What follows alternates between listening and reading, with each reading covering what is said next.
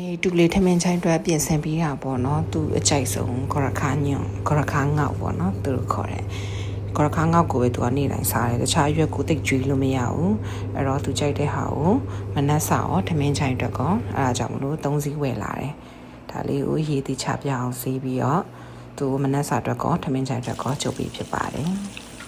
ထုံးစံတိုင်းစီနည်းနည်းလေးနဲ့ပဲကြော်လိုက်တယ်ပေါ့နော်အဓိကတော့မပြဖြစ်လိုက်တာကြက်ပြုတ်ရည်လေးနည်းနည်းထည့်လိုက်တာနဲ့အရွက်ကလေးရွက်ကလည်းစိမ့်စိမ့်လေးဆိုတော့ကြက်ပြုတ်ရည်ရတာလေးနဲ့ဆိုချွတ်ချွတ်လေးဖြစ်သွားတော့သူ့ရဲ့အကြိုက်ပေါ့နော်ဒါဒီတစ်မျိုးနဲ့ပဲစားတာအားကြောင့်အဲ့ဒါလေးကြော်ပါတယ်ပြီးတော့ဒီနေ့ကသူထုံးစံတိုင်းပေါ့နော်ချက်သားရင်အုပ်လားလေးတွေကိုနည်းနည်းတိတ်တိတ်လေးတုံပြီးတဲ့ခါကျတော့ပေါ့နော်သူမာလာအမုံလေးနဲ့ကြော်ပြီးဖြစ်တယ်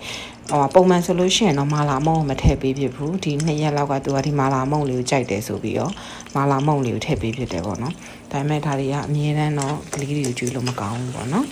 ဒါကတော့သူအမြဲတမ်းတစ်ခေါက်နှစ်ခေါက်ပဲကျွေးရပါအမြဲတမ်းတော့မကျွေးပါဘူးခုလိုလို့ဆိုတော့ချင်းချက်တုံပြူလေးတွေကိုစီတက်ပြီးတော့ချက်သားပပားလေးထားတဲ့ဟာလေးကိုထည့်တယ်ပေါ့နော်ပုံမှန်ချက်ကုန်းပေါင်းတို့ဘာလို့ကြော်တယ်လို့ပဲသူကချက်သွန်နေပါတယ်မကြိုက်လို့ချက်သွန်နေတွေပါတယ်မထည့်ဘူးပေါ့နော်ဒီတိုင်းရိုးရိုးရှင်းရှင်းလေးပဲဘာမှမပါဘူးမာလာအမုံငါငံပြီးသားဆိုတဲ့အတွက်ကြောင့်မလို့ကျမကစားရီအချုံမုံလေးဘာမှမထည့်ပါဘူးရှင်ပြီးတော့အချုံမုံမထည့်ကလေးတက်ဆိုတော့မတုံးသေးပဲနဲ့သူဒီဘာနော်ဟင်ခတ်မုံတုံးနဲ့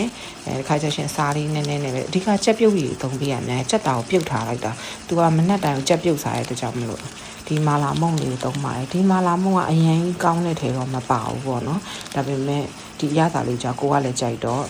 ဈေးကလည်းအရင်ကြီးပါဘူးရှင်ဒီတိုင်းလေးကြော်ပြီးဖြစ်ပါတယ်ဒီရဲ့အရသာနဲ့ကိုကောင်းတော့တာဒါတော့သူမနှက်စားနေကြလိုက်မှာပါဒါလေးတွေကတော့သူရဲ့ထမင်းချိုင်းလေးတွေပါထမင်းချိုင်းကိုပြင်ဆင်ပေးဖြစ်တာလေးပါ